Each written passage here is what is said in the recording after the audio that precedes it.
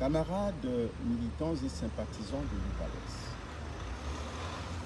ma communication de ce jour s'inscrit dans le même élan et le même but que celle d'il y a quelques mois où je prône l'unité des militants de l'UPADES avant un congrès particulier. Pourquoi congrès particulier? C'est parce que ce congrès va se faire 8 ans après le terme échu de sa date statutaire, mais se veut malgré tout ordinaire. Pourquoi congrès particulier?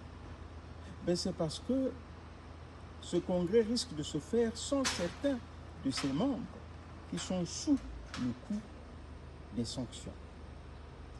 Pourquoi congrès particulier? C'est parce que pour la première fois dans l'histoire, la direction du parti inflige des sanctions à certains camarades alors que ces sanctions n'existent pas dans nos statuts. Pourquoi congrès particulier? C'est parce que la direction du parti invite des camarades sanctionnés à prendre part aux activités du parti sans lever au préalable leurs sanctions. Pourquoi congrès particulier? C'est parce que ce congrès va se faire avec de nombreux membres du Conseil national nommés, alors que sur le plan statutaire, les membres du Conseil national sont élus au congrès. Pourquoi congrès particulier? C'est parce que certains membres du parti ont traduit la direction de ce même parti en justice en demandant, entre autres, le gel des comptes du parti. Pourquoi congrès particulier? C'est parce que ce congrès est obtenu après des vifs débats tumultueux. Et après un tel congrès, camarades militants et sympathisants du parti,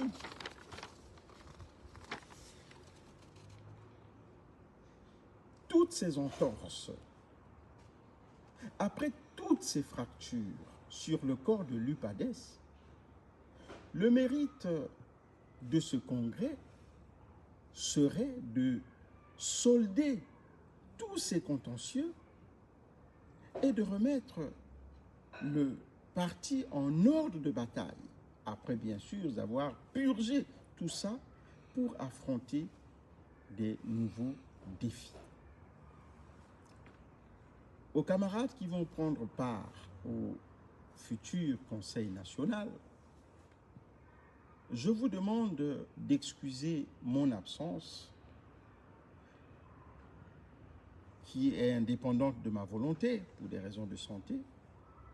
Je vous exhorte à lever toutes les sanctions contre les membres du parti, de sorte que ces sanctions ne soient pas un obstacle pour la participation de tous ces camarades au congrès. Militants et sympathisants de l'UPADES, comme dit l'adage, après la pluie, le beau temps.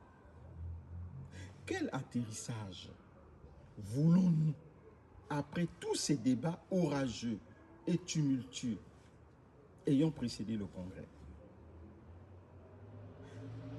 Le congrès est assimilable à une famille, à ce qu'on appelle une réunion de famille, à ce qu'on appelle un conseil de famille, qui unifie tous les membres de la famille après avoir débattu de tous les problèmes, après s'être lavé les linges sales et après avoir pensé toutes ces blessures. Je vous déconseille des discours qui divisent du genre « nous avons gagné et ils veulent se rendre ». Personne n'a gagné, personne n'a perdu.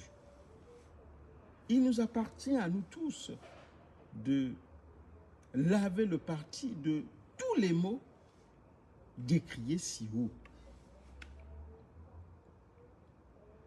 Si par malheur, nous n'allons pas unis au Congrès, et ou encore, moins si certains utilisent le Congrès pour exclure d'autres camarades, l'UPADES qui sortira de ce Congrès ne sera plus l'UPADES du professeur Pascal Lissouba,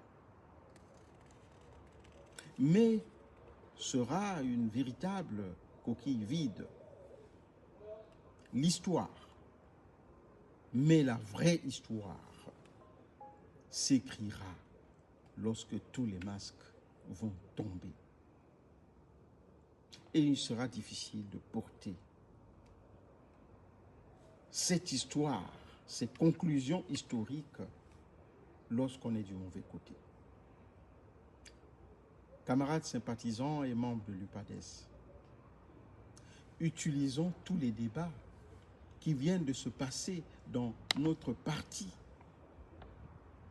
comme un véritable jeu démocratique,